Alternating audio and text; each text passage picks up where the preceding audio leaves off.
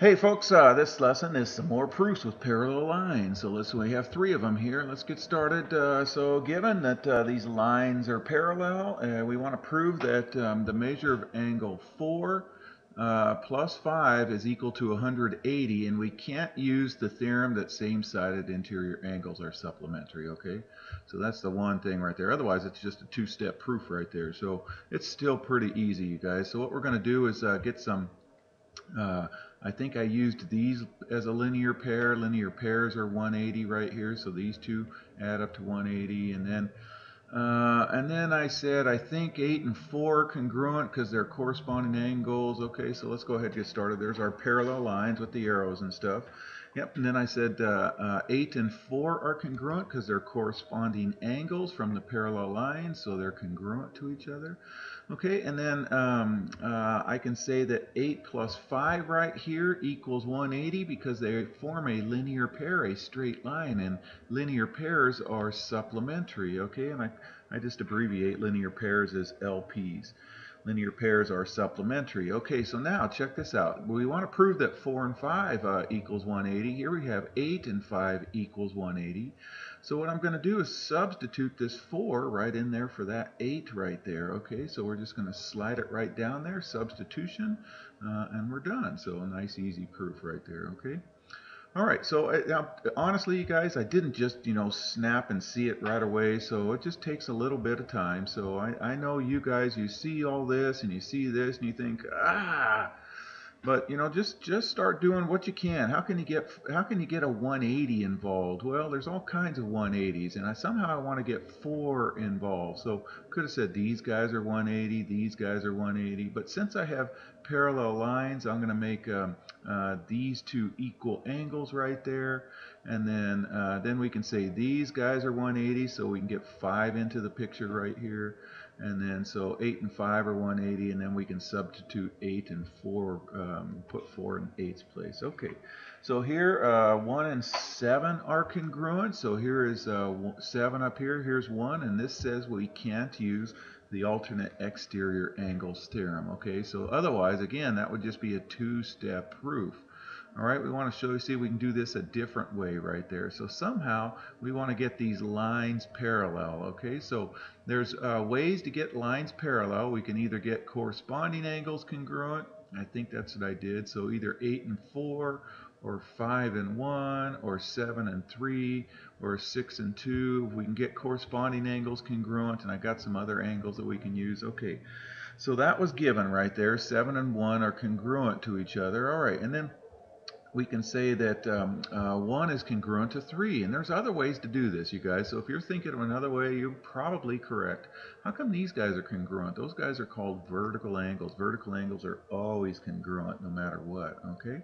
All right, and then now we can substitute right here, you guys. Okay, so since 1 equals 7, and 3 equals 1. Now I can't say transitive property in this manner right here, but if this slid on top, let's put 2 on top.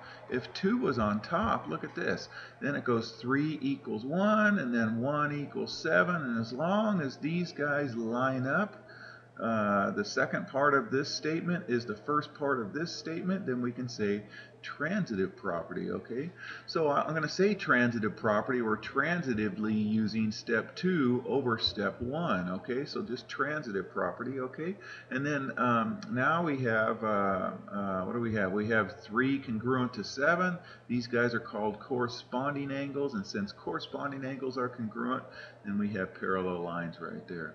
Okay, let's try one more. Okay, so here we have this figure here, and it says, let's see, let's trace this out. So BCD, that's this angle right here, plus BEF, that's this angle. So these two angles are supplementary.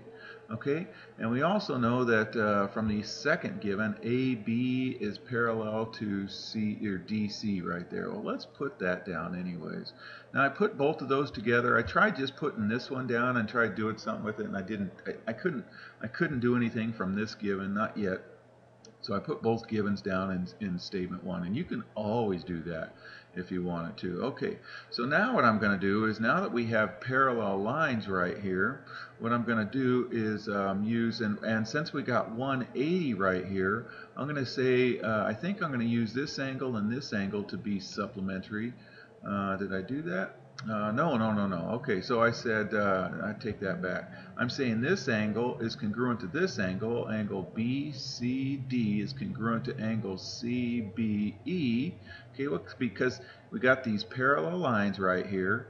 These parallel lines cut by this transversal. What kind of angles are these called? My kids are getting pretty good at this. Those are called alternate interior angles. And alternate interior angles are congruent with the parallel lines right there.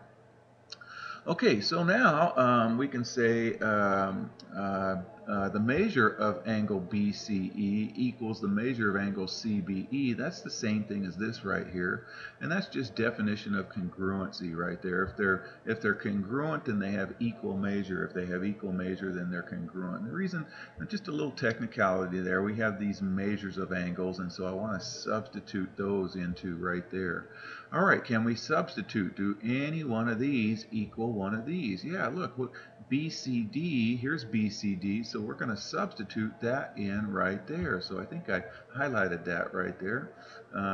So if you can't see that, there it is right there. I just substituted CBE in for this BCD right there. So the measure of CBE plus the measure BED equals 180 right there.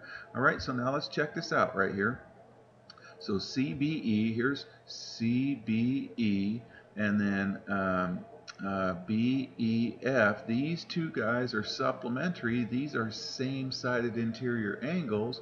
And if same-sided interior angles are supplementary, then we can conclude that this line is parallel to that line right there. And that's our proof right there, because same-sided interior angles theorem. So if same-sided interior angles are supplementary, then the lines are parallel. All right, you guys, we're going to be giving you another groovy handout. Take care.